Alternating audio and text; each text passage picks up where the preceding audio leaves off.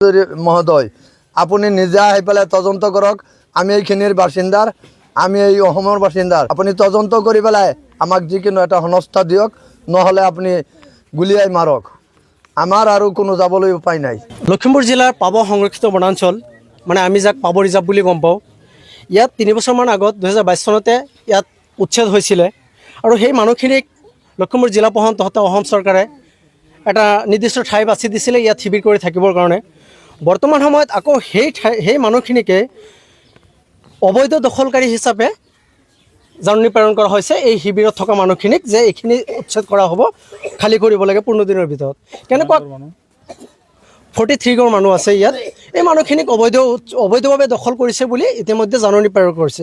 কিমানখিনি কাণ্ড জ্ঞান নথকা আৰু নাটক কৰি থকা দেখা পৰিলক্ষিত হৈছে যে যিবিলাক মানুহক প্ৰশাসনে আৰু অসম চৰকাৰে ইয়াত বহিবলৈ দিছিলে উচ্ছেদ হোৱাৰ পিছত, যে এই মানুহখিনি ইয়াত থাকি মেলি ইয়াত মানে শিবিৰ পাতি থাকিবৰ কাৰণে দিয়া হৈছিলে, সেই সময়ত সুমিত ছাত্ৰমন আমাৰ জিলা আয়ুক্তৰ দ্বাৰা ইয়াত দিয়া হৈছিলে, সেই মানুহখিনিক এতিয়া অবৈধ দখলকাৰী বুলি ইয়াত মানে পুনৰ উল্লেখ কৰি নোটিছ প্ৰেৰণ কৰিছে উচ্ছেদ কৰিবৰ কাৰণে।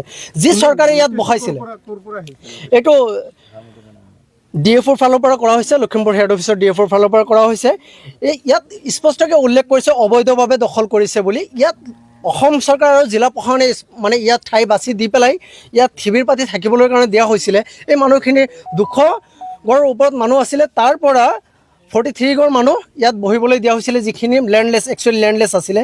সেই মানুহখিনি এতিয়া ক'ত যাব? সেই মানুহখিনিৰ লগত মানে ফুটবল খেলাৰ দৰে খেলা কৰা হৈ আছে।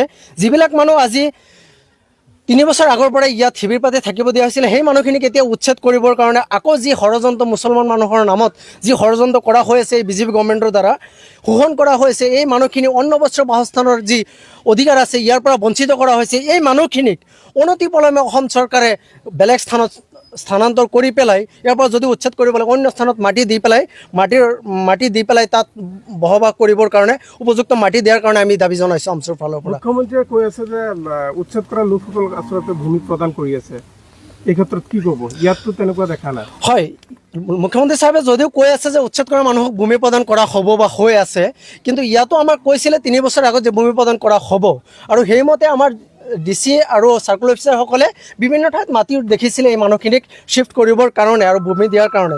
সেই সময়ত বাৰিষাৰ বতৰ থকাৰ কাৰণে মাটি উপযুক্ত বাসস্থানৰ কাৰণে মাটি উপযুক্ত নথকাৰ কাৰণে সেই সময়ত মাটি দিব পৰা নাছিলে। পৰৱৰ্তী সময়ত দিম বুলি কৈ পেলাইও মানুহবিলাকক ইয়াত ৰাখিছে। এতিয়া আকৌ ইয়াৰ পৰা উচ্ছেদ কৰাৰ কাৰণে নোটিছ প্ৰেৰণ কৰিছে।